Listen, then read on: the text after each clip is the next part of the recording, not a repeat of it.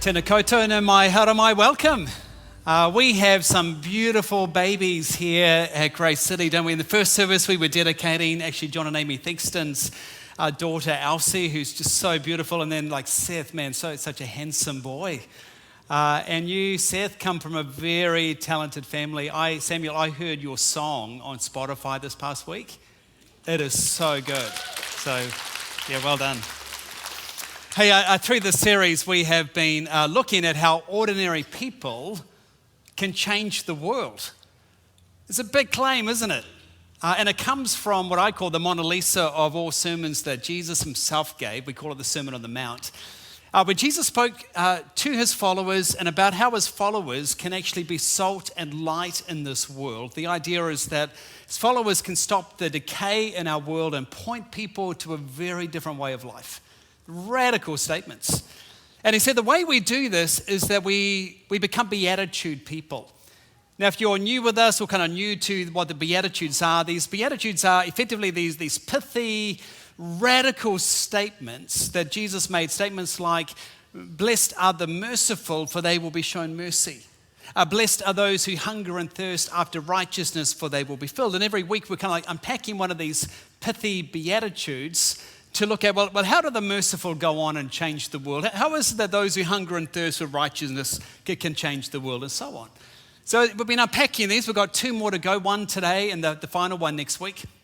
And as you come to the end of these, we're looking at really the final one today, just change the order a bit.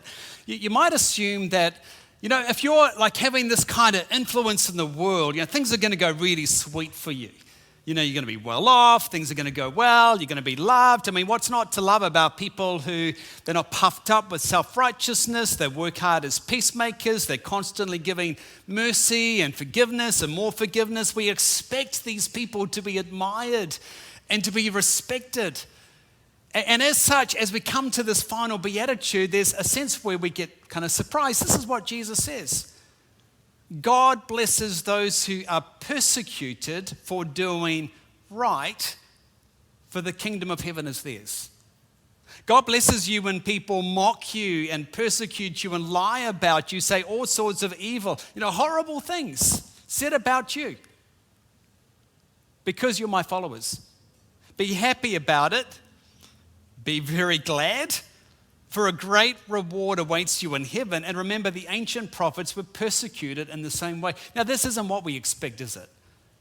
There's at least a couple of surprises that I see here. Surprise number one, expect persecution.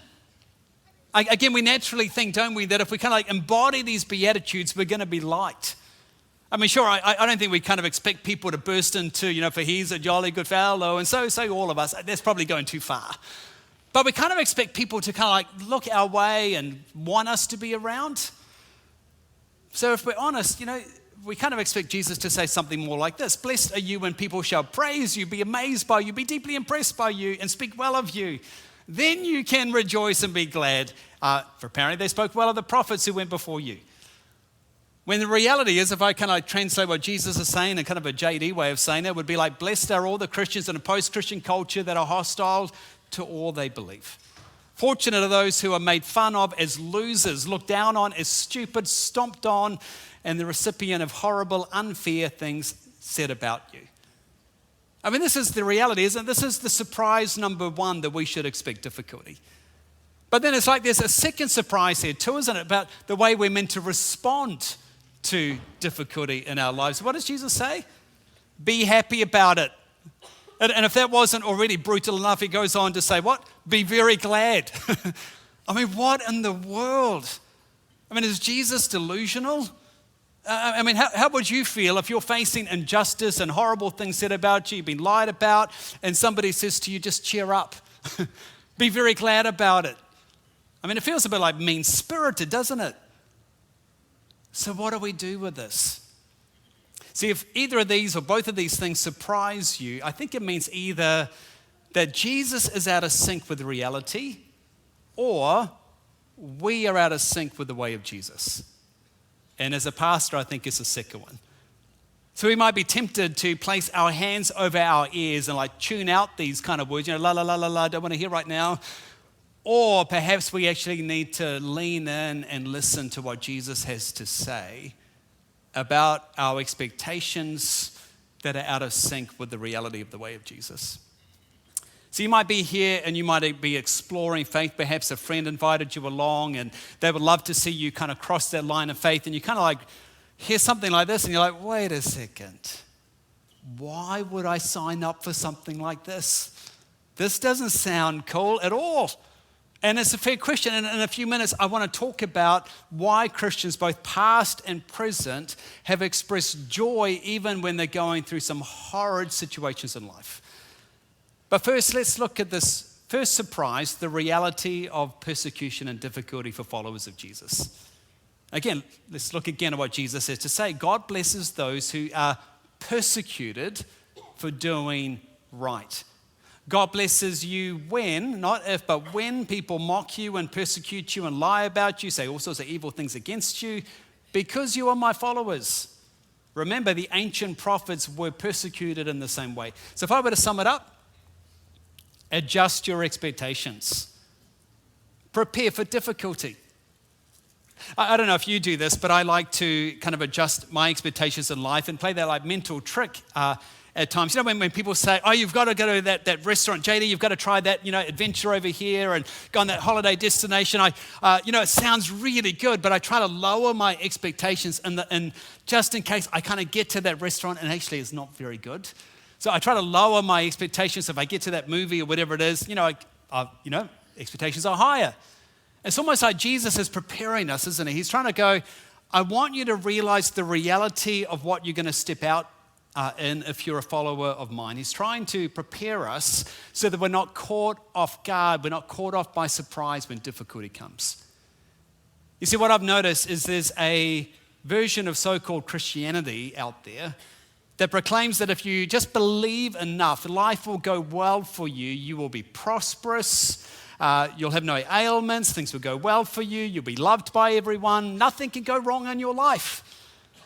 And when people take on that kind of framework, when they do face difficulty, as they will according to Jesus, they start to question the whole thing. But you see, Jesus isn't the problem. The problem is the expectations that have developed in the person who embraces that way of thinking. And we should be prepared for this. Actually, when you just read the Bible, as I encourage you to do, there's, as Jesus said right here in the Beatitudes, the prophets were persecuted too. So just unpack some of that. Think about people like Moses, who kind of appears in those first 5 books of the Bible. He was the guy who led Israel out of slavery and led them into the promised land, a dynamic leader. And yet Moses was, he's ridiculed, he's slammed by his own people. They raised questions about his agenda, his motives. His own family members give him stick. And you think about people like Daniel, his peers again try to get him to lose his position. He's thrown into the literal lion's den. This isn't very cool. The last couple of months I've been going through with some of our leaders here at Grace City the story of Nehemiah. And Nehemiah, he's an ordinary guy. He's not a pastor. He's not like a professional Christian that's paid to be good. He steps in. He's trying to bring flourishing to the city of Jerusalem. He didn't sign up for difficulty, but he gets there and people question his agenda. They're trying to take him out, literally trying to kill him, deliberate attacks on his life. It's really hard for him. These are the leaders who were serving God, but they faced difficulty. In fact, the writer of Hebrews, it's this book in the New Testament of our Bibles. The writer of Hebrews looks at all these so-called heroes of faith. He gets to the end of Hebrews 11 and he says this. Some of these, heroes of faith, these prophets, some were jeered at. Their backs were cut open with whips. Others were chained in prison. Some died by stoning. Some were sawed in half. I mean, this is like R16, isn't it? Others were killed with the sword. Some went about wearing skins of sheep and goats, destitute, oppressed, mistreated. They were too good for this world, wandering around deserts and mountains, hiding in caves and holes in the ground. I mean, it's graphic. These are people who loved Jesus, who followed after him, and this is the treatment they got for it. And with all that in mind, listen to what Jesus had to say to his followers the very night he was arrested. And he's talking to Christians, so if you're a Christian, this is including you in what he says. He says, if the world hates you, Remember, it hated me first. This is strong language. The world would love you as one of its own if you belong to it. You're no longer part of this world. I chose you to come out of the world so it hates you. You're pointing to a different way of life. Since they persecuted me, Jesus, naturally they will persecute you. If they had listened to me, they would listen to you. They will do this to you because of me, for they have rejected the one who sent me.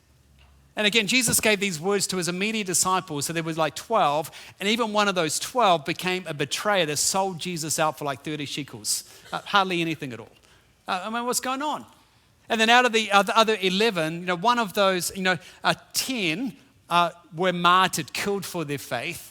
The final one, the 11th one, was sent out on exile in the island of Patmos. It was pretty rough for them, the people that followed Jesus. And in other words, Jesus says we should adjust our expectations. Again, when we read these Beatitudes, we might think, well, surely people that take like a serving posture where they seek after peace and they champion humility and they're turning the other cheek and they're forgiving people again and again and again and they're pointing people to a different, better way, surely. What's not to like? But we know Jesus lived out these same Beatitudes and he was crucified. So Jesus says, don't expect anything less.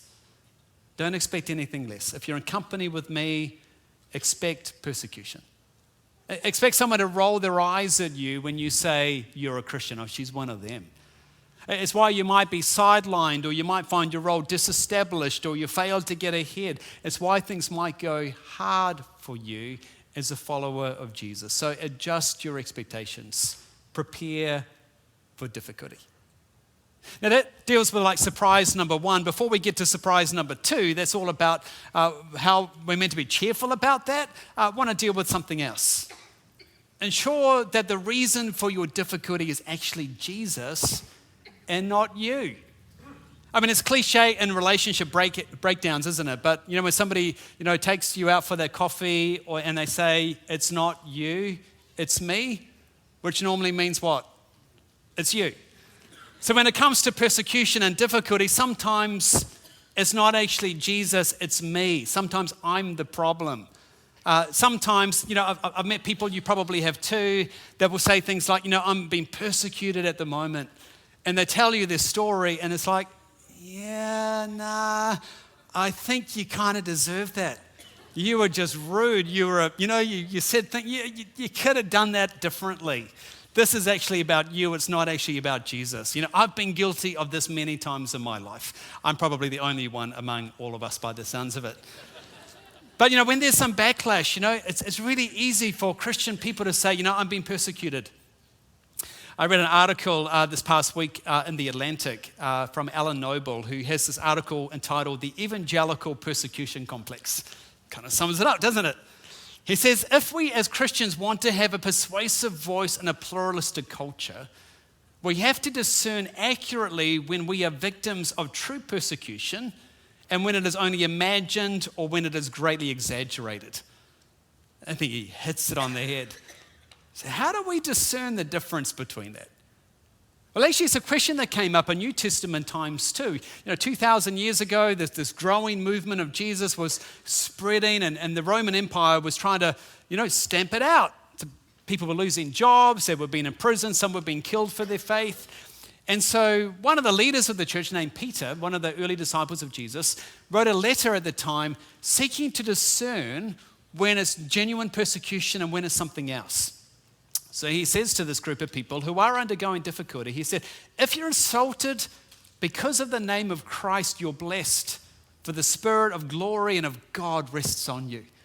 I'm pretty sure Peter was reading the Beatitudes in his quiet time that morning. But then he says, if you suffer, it should not be as a murderer or thief or any kind of criminal or even as a meddler. Do Christians ever do any of these things, particularly that last one? Of course, they never meddle in other people's circumstances, do they? They never look down their nose at anybody.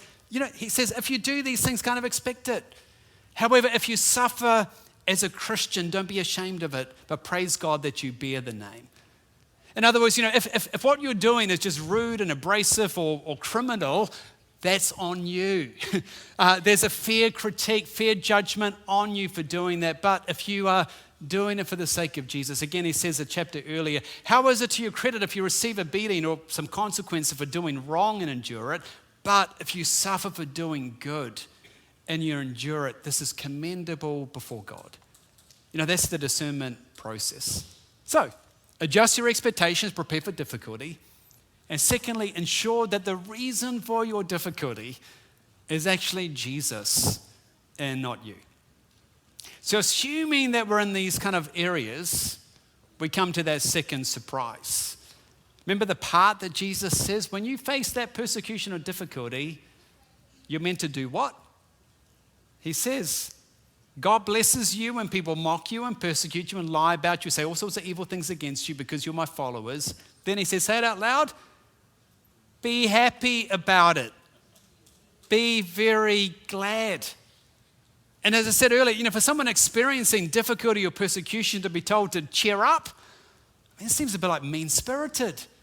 And again, if you're still exploring faith and your friend invited you here and they want you to cross that line of faith and you're probably looking to them right now going, why would I sign up for this again? And again, it's a fair question. So let me tell you the story of one of the earliest followers of Jesus who suffered joyfully in his service for Jesus and why he was joyful about it. His name is Paul.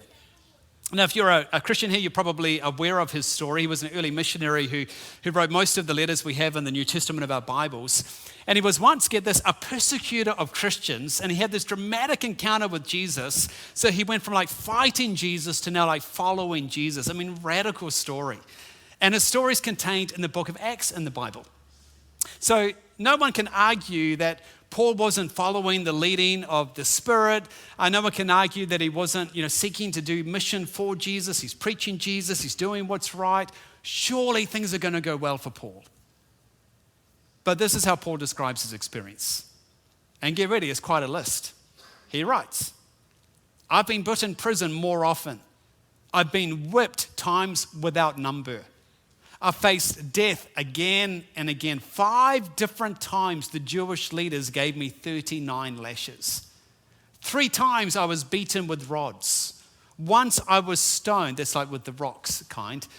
I have faced danger from rivers and from robbers. I faced danger from men who claim to be believers but are not. I've worked hard and long, enduring many sleepless nights. I've been hungry and thirsty, have often gone without food. I have shivered in the cold, without enough clothing to keep me warm. It's quite a list, isn't it?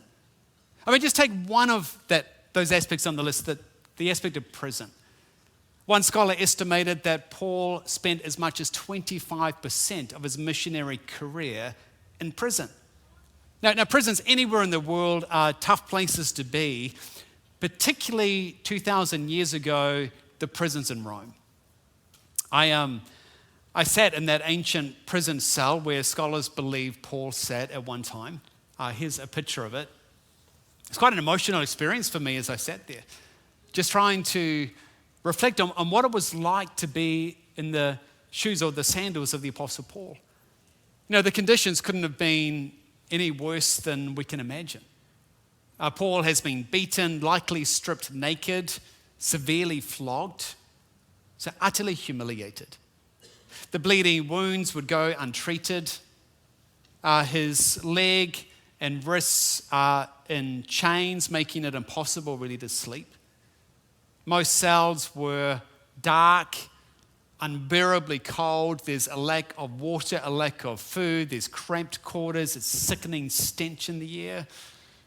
His body's in pain. He's been mocked. He's been slandered. His dignity has been utterly stripped from him. But listen to the way he responds at one of these moments he was in prison. He's just been preaching about Jesus. People start to come to faith, and apparently that starts to affect trade because some of the people, in particularly this area of Philippi in this story, they've been oppressing people, and when they come to faith, people are starting to promote the respect of all people which Christianity upholds. And so it's affecting people's trade, and so they have Paul thrown into prison because they want trade good, right? And this is how Paul responds with all this that's gone on in his life. Around midnight, Paul and Silas were praying and singing hymns to God, and the other prisoners were listening. I mean, just imagine this scene. Here's Paul in chains, stripped naked, sore physically, gone through all the shame, the humiliation, and there he is. Bless God in the sanctuary. Bless God in the fields of plenty. Bless God in the darkest valley. Every chance I get, I bless your name. I mean, it's just absurd, isn't it? I mean, who does that? Who does that? And in fact, right here in this very Roman cell, Paul writes a letter to a church in Colossae who's going through a really tough time. Some are losing their jobs. Some relationships are breaking down because of their faith. Some of them are wondering about giving up on faith because they hadn't expected difficulty. And Paul writes to them and he says, quote, right from this Roman cell, I am happy. I am happy because of what I'm suffering for you. You know, I'm treated as a loser and I'm happy about it. I mean, and is Paul just like one of those weird people that, just bring on the suffering? I don't think that's it. He goes on and gives his reason. He says, my suffering joins with and continues the suffering of Christ. And that word joins with, this literally fills up. So one translation says, and it's kind of hard to get your head around this, I fill up in my flesh what is still lacking in regard to Christ's afflictions. So I like to illustrate it this way, and I've kind of done this before as we've thought about like suffering and difficulty, because I think if we can get a grasp of this, we start to understand what Paul's saying and why he can be so joyful when he's undergoing suffering and difficulty. So think about this water here, it's just got some food coloring in it, as suffering. This is the suffering that, every single drop in this jar can be a comment that somebody has made that's unfair. Something that's been said when somebody's lying about you. The physical abuse you take, the difficulty, the disestablishment of a role, all those type of things that can happen in people's lives because of their association with Jesus. It's all the suffering. In fact, Jesus speaks about suffering kind of like water. He says, I'm going to drink from the cup of suffering. So it's almost like thinking about suffering in this very liquid form that we take on in our body. So think about Jesus' story and what he suffered. First, he is born into our world, leaving the glory of heaven for the humiliation of being born here in a manger. He grows up. He is a refugee running for his life, even as a baby, a child, from Herod wanting to kill him. He steps into ministry and even his hometown rejects him. It's more suffering. He goes on, even one time when he's stepping into Jerusalem and the religious leaders pick up stones in order to kill him. We read that the religious leaders call him the son of Satan. He must be demon-possessed or something must be going on in his life. Talk about slander. He continues on in ministry and even one of his 12 disciples sell him out. He betrays him. And then in the moment of need, the very night that he's about to be arrested, all of the other disciples run for their lives and Peter denies even knowing Jesus.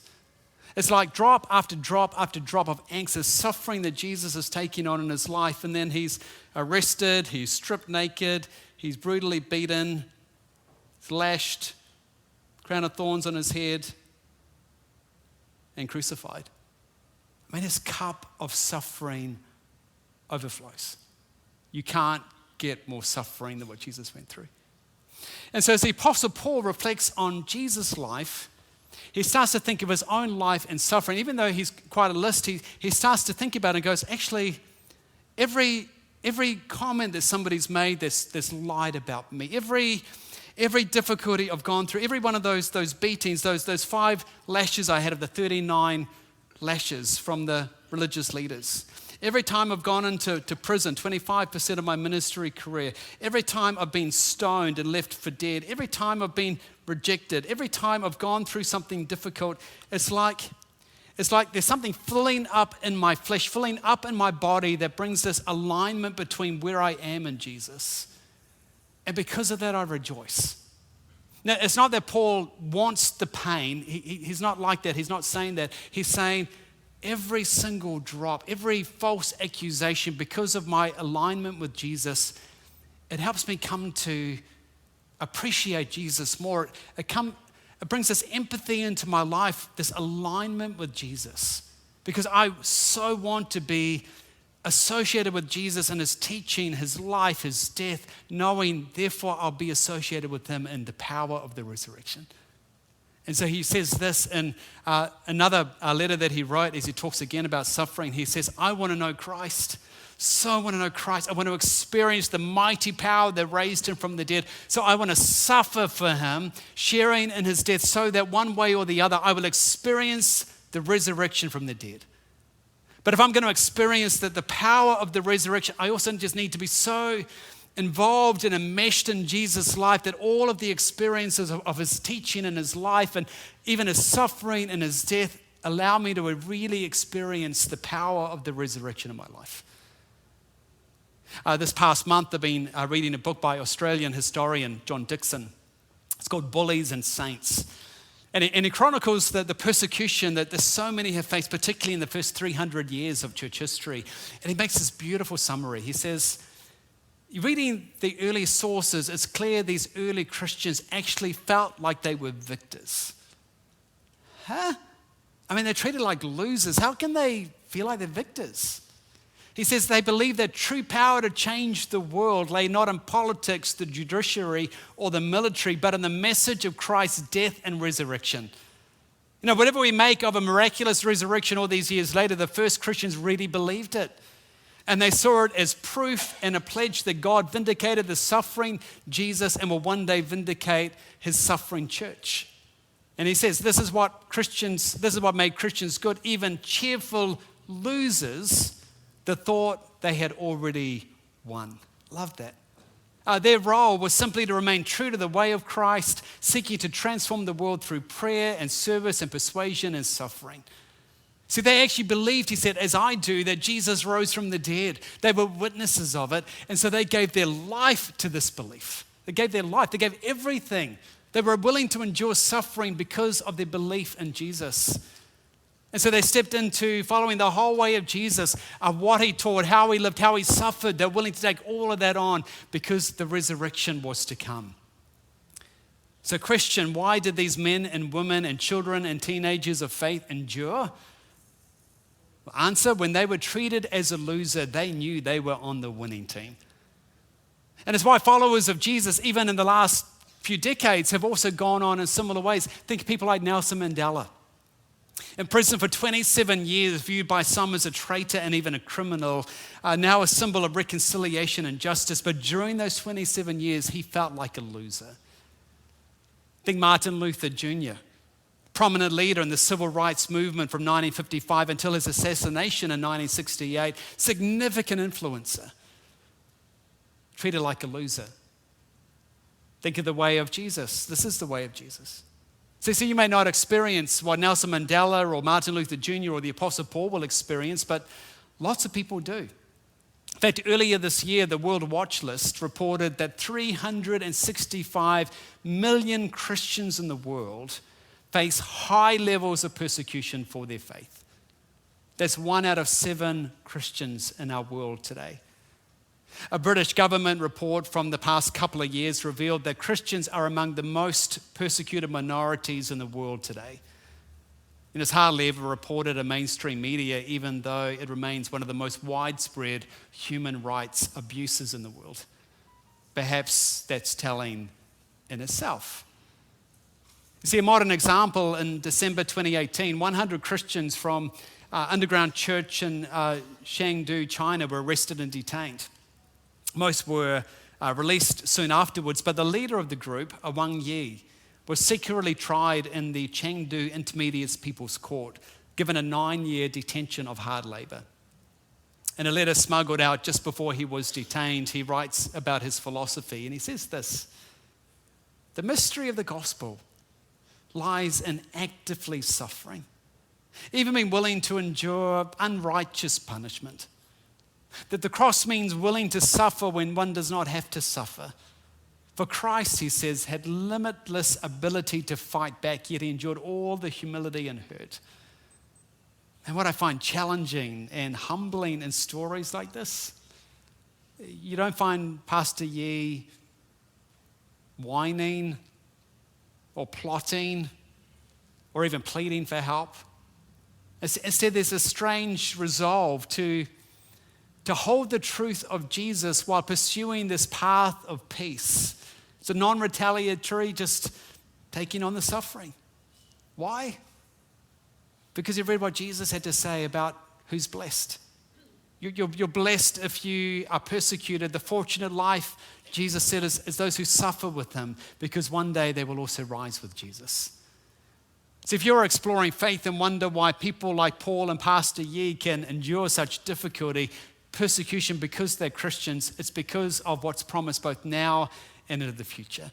They actually believe what Jesus has to say right here in the Beatitudes. That God blesses those who are persecuted for doing right, for the reason the kingdom of heaven is theirs. It's a beautiful promise. The kingdom of heaven is theirs.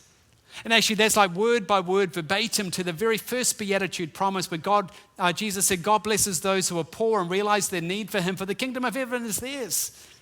It's how our journey begins in this moment of faith when we respond to Jesus and we find the kingdom of heaven is ours. And as we step out and identify our lives with Jesus, we can still celebrate the kingdom of heaven is ours.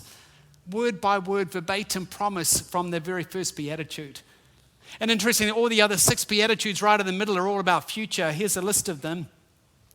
They will be comforted. They will inherit the whole earth. They will be satisfied. They will be shown mercy. They will see God. They will be called children of God. But bookends right at the beginning and the end of these Beatitudes, it's present tense.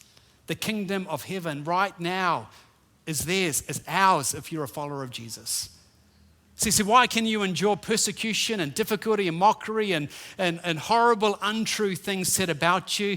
Answer, because the kingdom of heaven is right now yours. You can grab it. Even though you're treated like a loser, you've already won. And that's the big idea I want us to leave with today. That when you're treated as a loser, realize you're on the winning team. Now, none of this means that you need to sugarcoat the difficulty of what you're going through. It is painful. It is hard. It is wrong.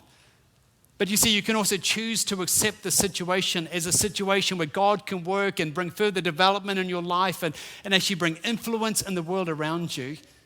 And you can step into even the difficulty with this profound sense of freedom, because even though something might be being taken from you, you suddenly see it as your choosing, because you're choosing to associate yourself with Jesus and his teaching and his life, even in his suffering, knowing there is something so much more to come.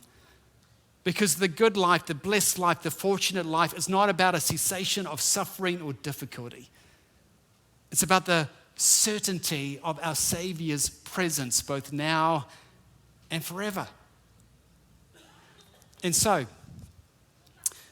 if this is Jesus' very full cup of suffering, and this is the Apostle Paul who continues to fill up in his flesh what is still lacking in regards to Christ's afflictions, to use his language, what's your cup like?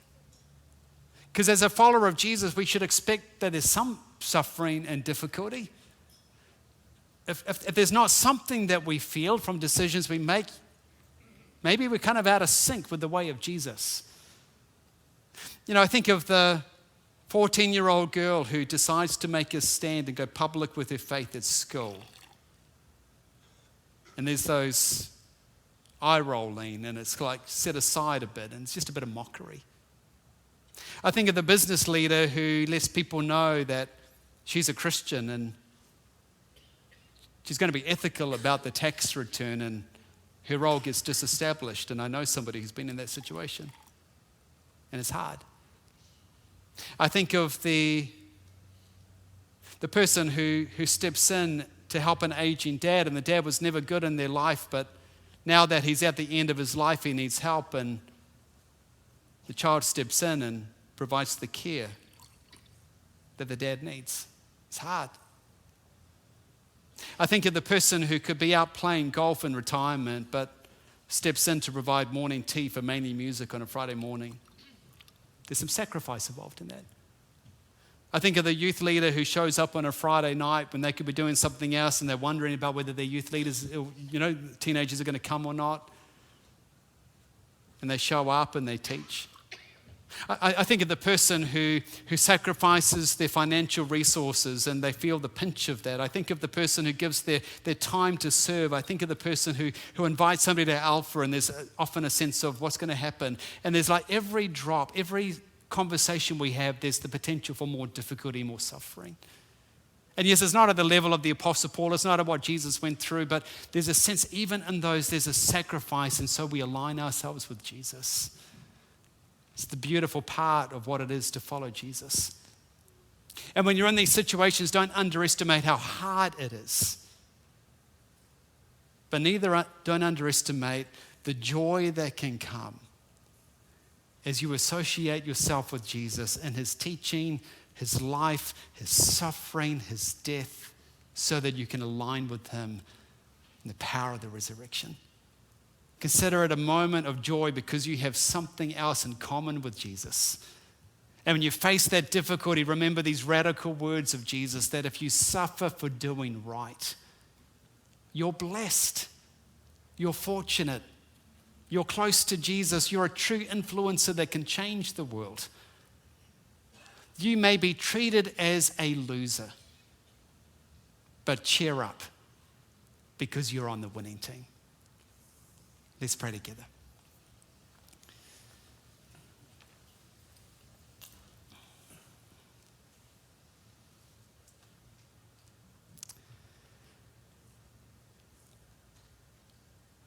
Just reflecting on this, Jesus, we first want to think of the 365 million Christians in our world who are going through significant suffering because of their faith. The men and women and children and teenagers who are in prison or have lost jobs or face financial hardship or physical or emotional pain because of their faith and association with you.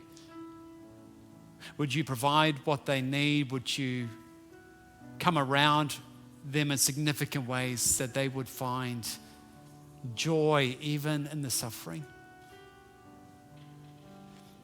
And we think of ourselves, even though our level of suffering feels profoundly different, we still feel it. And we pray that in those moments we feel it, that we would realize just how blessed we are, that we get to be associated with you, Jesus. We want to know you. We want to know about your suffering, your life, that we would also get to experience the power of the resurrection in our lives. And thank you that even though we're treated like losers, nothing could be further from the truth. That we're on the winning team. And not because we have done anything, it's all because of your work, Jesus, that when we talk to you and we do life with you, we're talking to one who understands suffering. You drank from a full cup of it, and you drank it for us. You didn't do anything wrong, but you stepped out to bring us life, to bring us healing, to bring renewal to the people and places in our world. And so we look to you, we want to align ourselves with you. We say thank you for your incredible love for us. And thank you for the privilege of suffering with you. We love you, Jesus. We love you, Jesus. Amen.